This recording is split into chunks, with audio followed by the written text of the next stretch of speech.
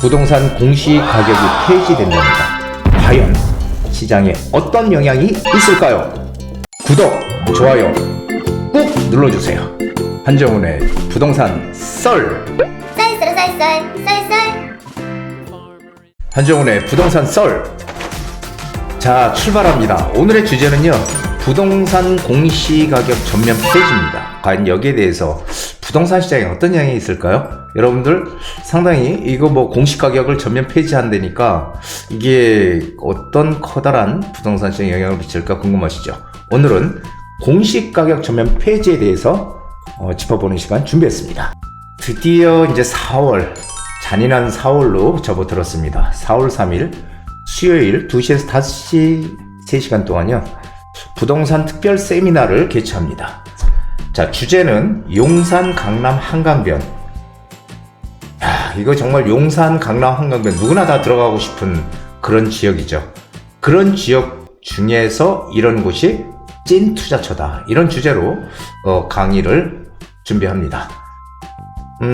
강의에 오신 분들에 한해서는 1대1 무료 상담을 진행을 하는 특전을 드립니다. 오늘의 주제, 부동산 공시가격을 전면 폐지한다고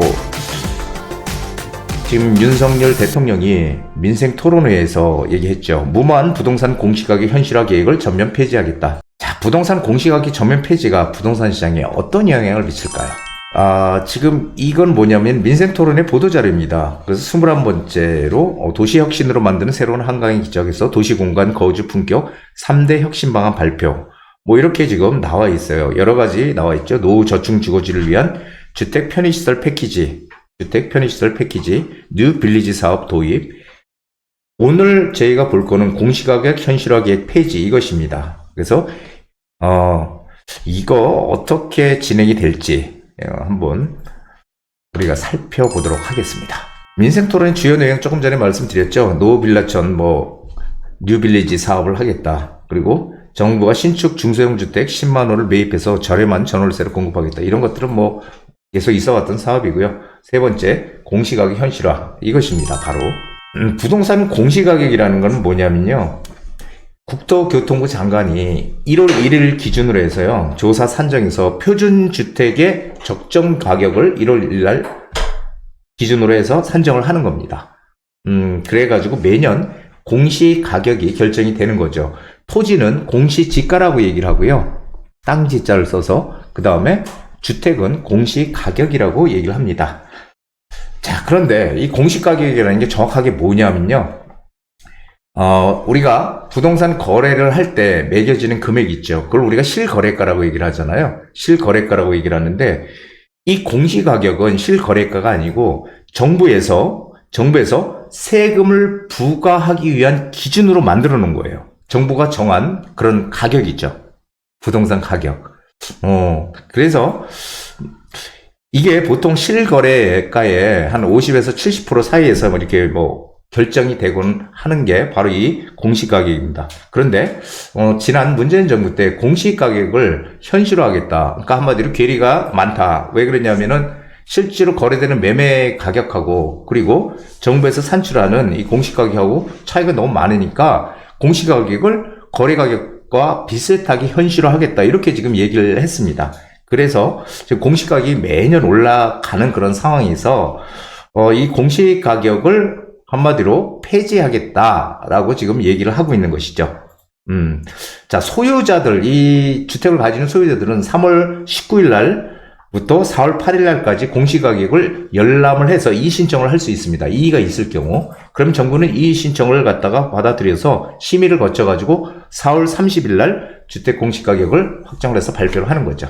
네, 이런 순서로 공시가격이 돼 있습니다. 자, 그래서 공시가격 현실화, 조금 전에 말씀드렸듯이 2020년 11월에 도입해서 매년 단계적으로 높여서 최장 35년까지 90%까지 끌어올리겠다는 거예요. 그러니까 우리가 아파트 매매가가 만약에 20억이다 그러면 얼마에 90%는 18억까지 공시가격, 주택 공시가격을 18억까지. 그런데 문제는 이런 거예요. 공시가격을 계속 올리게 되면 부작용이 생긴다는 거죠. 그 부작용이 뭘까요? 부작용. 공시가격을 계속 올리게 되면은 이게 부동산 가격이 막 올라가는 시절에는 공시가격이 올라가도 거기에 충분히 우리가 감당을 할 수 있겠지만은 이게 부동산 상승이 멈추고 하락으로 계속 가는데 하락으로 가면은 공시가격이 조정이 돼야 되잖아요. 그런데 이것은 계속 시세 반영률이 올라감에 따라서 보유세는 그냥 올라가는 거예요, 계속. 부동산이 떨어지건 말건. 그래서 이런 보유세 부담 급등이라는 부작용을 우리가 초래하고 있다. 이런 얘기입니다. 그래서 이 공시 가격을 이제 없애겠다. 이런 얘기를 지금 하고 있는 거죠. 그래서 자, 이 공시 가격은 중산층과 서민층의 거주 비용을 경감. 왜냐면 세금이 많이 늘어나잖아요. 그러니까 결론은 뭐냐면은 이게 지금 이 다주택자들, 그러니까 이게 사실은 조세 형평성을 기한다라는 그런 좋은 취지로 일단 시작된 거는 맞습니다. 이게 뭐냐면은 공시가격을 현실화하겠다는 거는 집값 상승으로 인한 부작용 그리고 세부담의 공정성을 확보하기 위해서 해야 된다라고 얘기를 하고 있는 거죠. 왜 그러냐면 이 집값 상승으로 집값이 막 상승을 하면 부작용이 생기잖아요. 그리고 어떤 사람들은 또 더 많이 내고 그리고 적게 내고 하니까 이것을 전부 공정하게 만들기 위해서 세를 일정 부분 올리겠다. 이 공시가격을 이렇게 얘기하는 건데요. 근데 이제 본 뜻은 뭐냐면은 결국은 숨어있는 뜻은 다주택자들의 보유세 부담을 늘려서 집을 소유를 못하게끔 하겠다라는 게 거기에 담겨있는 가장 큰 뜻이라고 보여져요. 그리고 투기 세력, 이 금액이 공시가가 높으면 보유세라든지 재산세, 종부세, 양도세 이런 것들이 다 올라가거든요. 그렇기 때문에 이런 것들 투기 세력을 막겠다라고 해서 공시가격 현실화가 된 건데 이런 것들을 지금 폐지하겠다는 겁니다. 결국은 뭐냐면은 결국은 이 세가 무리하게 계속 부동산 떨어지는데 가격 떨어지는데 여기에 계속 공시가만 오르면은 약간 크게 이게 부담이 크다라는 거죠. 국민 전체가. 이게 왜 그러냐면은 뭐 재산세라든지 종부세, 양도세 그리고 건강보험료 각종 조세 부담금에 따른 이런 것들을 결정하는데 이 주택 공시 가격을 가지고 결정을 하거든요. 그래서 그런 것들이 떨어지게 되면은 국민 전체의 어떤 세 부담이 줄어든다는 얘기를 하고 있는 겁니다. 자, 서울 주요 단지의 공시 가격의 보유세 추이 이렇게 보면요. 이게 마포 레미안 푸르지오 전용 84제곱미터 우리 32평형 뭐 이렇게 얘기하는 거죠. 자, 이게 2020년도에 247만원 보유세가 이렇게 됐는데요. 그렇죠. 그리고 2022년도 되니까 327만원으로 올랐어요. 그렇죠. 327만원. 근데 지금 현 정부 들어와서 이 보유세를 계속 지금 올리는 게 아니고 정체를 시키고 있죠. 그래서 2024년 보면 254만원 이렇게 지금 매기고 있습니다. 서쪽 반포자이도 마찬가지죠. 2020년 1250만원에서 2022년 1222만원까지 갔다가 941만 올해는 941만원 예정으로 이렇게 지금 돼 있습니다. 이렇게 떨어지게 되면 이 부담이 보유세나 뭐 이런 것들 부담이 현저하게 줄어들겠죠. 지금 현재 국토교통부는 왜 그러냐면은 이 현실화지를 없애서 바로 하면 좋겠지만은 이거는 부동산 공시법 26조에 나와 있는 현실화 목표치를 설정해야 한다는 부분 개정이 필요하다. 이거 부분 개정은 그냥 정부에서 할 수 있는 게 아니라 국회의 어떤 동의를 얻어서 해야 되는 거잖아요. 그러다 보니까 사실 쉽지 않다는 거죠. 그래서 일단은 현실화율을 지금 변경 없이 그대로 유지하겠다. 일단 유지하겠다. 지금 이렇게 하고 있죠. 그래서 어떻게 될지는 모르겠지만 이 공시가격 폐지는 이제 저 입장에서 뭐 찬성하는 분도 있고 반대하는 분도 있겠지만 저는 이제 찬성 쪽으로 가는 그런 사람 중에 하나입니다. 자, 이게 개정이 되면 좋겠지만 안 될지는 어떻게 국토부는 올해처럼 현실화를 고정할 거다. 그냥 그대로 고정할 거다. 이런 얘기고요. 11월까지 뭐 법 개정을 완료하는 것이 목표라고 하는데요. 이게 잘 될지 우리 좀 지켜봐야 될 것 같고요.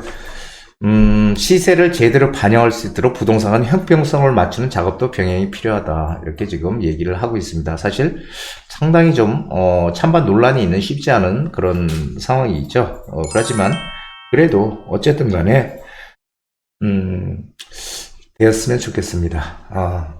자, 항상 모든 정책은 장점과 단점이 같이 있잖아요. 그렇죠? 장단점. 그것을 우리가 좀 장점이 많다면 그 장점을 따라가는 게 맞겠죠?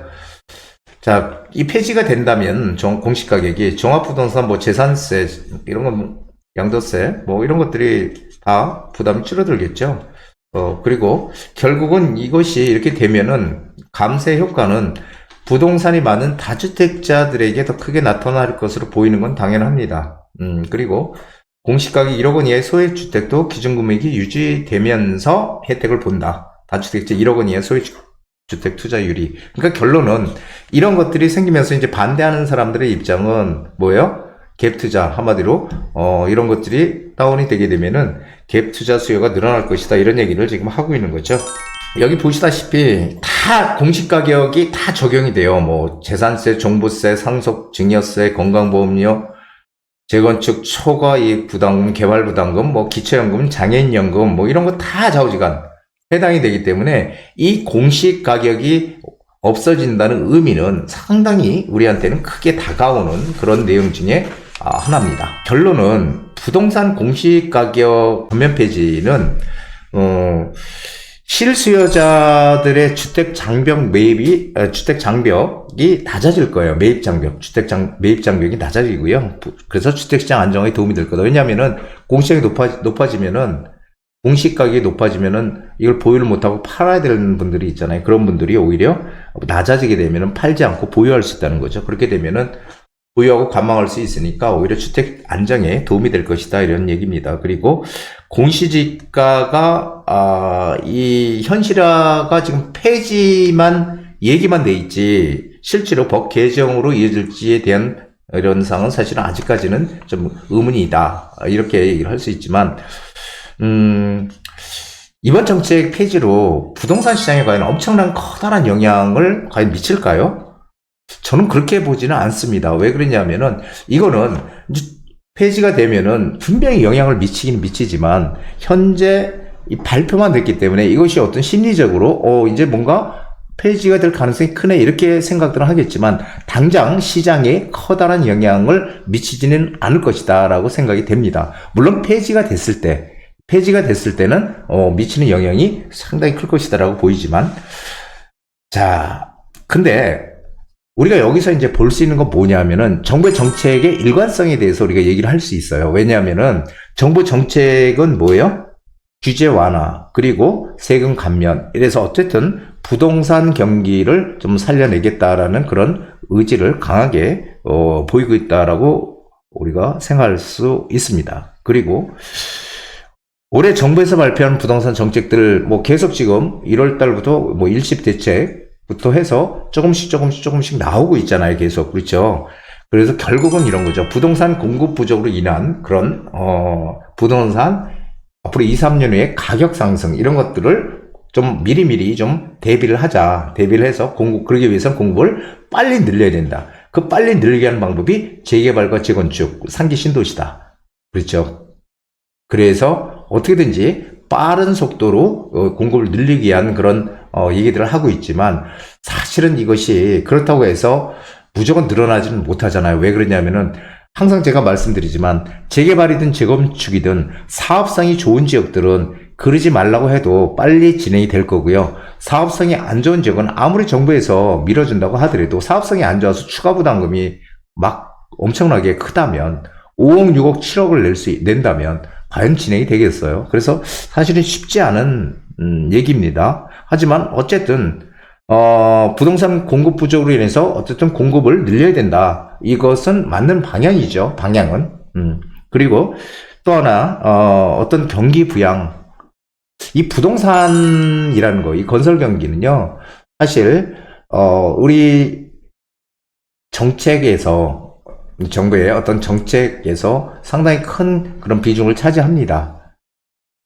그래서 사실은 부동산이 아니라 우리 전체 우리의 어떤 올해 경기가 과연 살아날 것이냐 죽을 것이냐 이런 것들에서 이 부동산 시장을 역대 정부에서는 계속 완화시켜서 어떤 우리 경기 부양을 하기 위한 그런 하나의 수단으로 삼았잖아요. 근데 그것을 많이 욕하고 또 왜 그렇게 하냐, 왜 부동산을 여기서 살리냐 이렇게 얘기할 수 있지만 우리가 부동산에 대한 비중이 상당히 큽니다. 예, 우리 전체 GDP에서 차지하는 비중도 상당히 크고요. 그렇기 때문에 이 부동산 시장을 살리는 거는 어쩔 수 없는 그런 상황이죠. 그래서 부동산을 살려놓는 거지, 부동산 시장이 뭐 거기에 좋아서 살려놓는 건 절대 아니다. 이렇게 말씀을 드리고 싶습니다. 그래서 올해는 두 가지 목표, 공급 늘리고 어쨌든 경제 활성화를 위해서 부동산, 경기 부양 이런 것들이 같이 지금 맞물려 있다 이렇게 볼 수가 있겠죠. 그래서